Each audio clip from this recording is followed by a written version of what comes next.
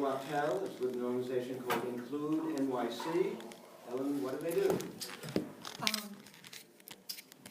I'll take a step back and say how I got involved. 1989, I had a child who was 2 pounds, 12 ounces, about the size of a little chicken.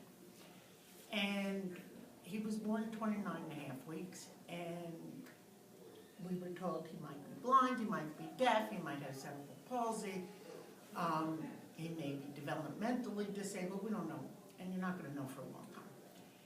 And, you know, at that point, we, like all the other parents in the room, said we will do whatever we can to help this child.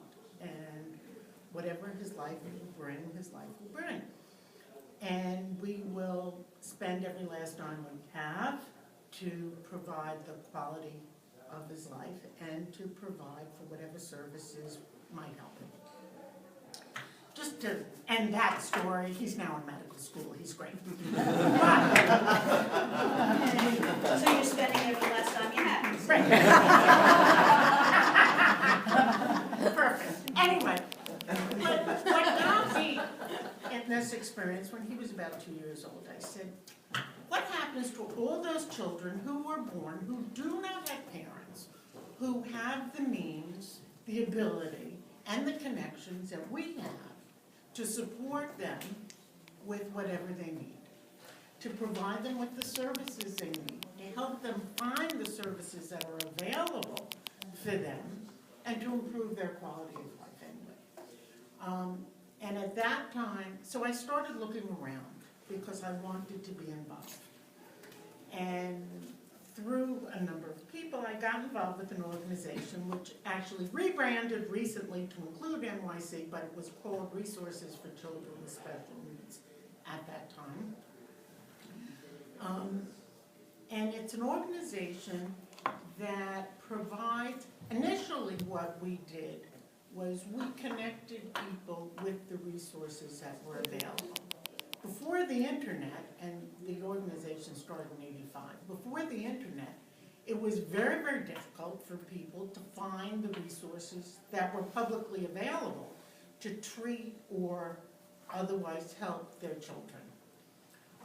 And it was, in some ways, a clearinghouse, basically, to provide the right resources to the child.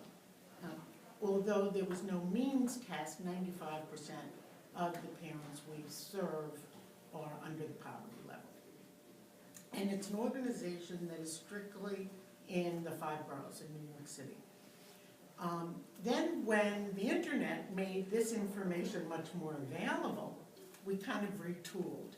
And what we do is we provide seminars to parents and to providers on how to advocate for your child, how to get the services that they need, whether it's educational services, whether it's special needs within schools, whether it's healthcare services, whether it's after-school services or summer camp or whatever it is. And we provide services to kids with any type of disability.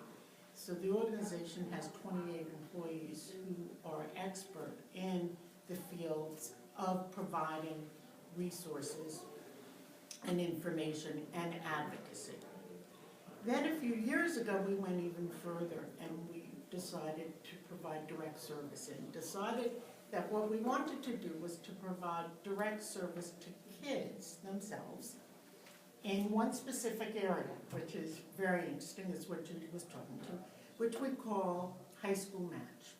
Kids in public schools in New York City have to select the high schools that are appropriate for them. Now, of course, some kids have help providing the right high school, and most kids don't. And if you don't go to the right high school, and if you don't select the appropriate high school, what happens is you get dumped, generally into a big local high school. And for kids with special needs, particularly educational needs, the graduation rates from these schools are like 10% for kids with special needs. So we started a program, and this is where volunteers come up. It is not difficult for people to, particularly those for whom English is a primary language, to read the books and find out what is the most appropriate high school for a kid with a particular special need.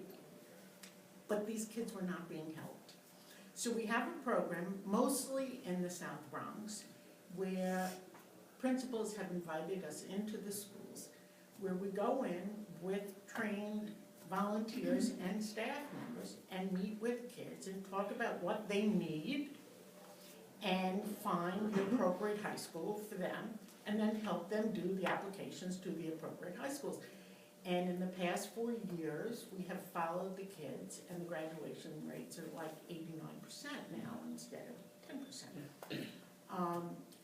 So it's worked very well. The problem that we have, and this is just a funny little anecdote, is that we go into these schools, and there's nobody helping the kids who don't have disabilities to find the appropriate high school for them, right? So we're trying to deal with these kids, and we realize, God, we provide a service and it's really not fair. So we open up and we have now these general sessions for everybody in the school and provide help in determining how to find the appropriate high school. And then we work with special needs kids. But it's also an area that anybody who wants to volunteer, it's so easy to help and it changes a person's life.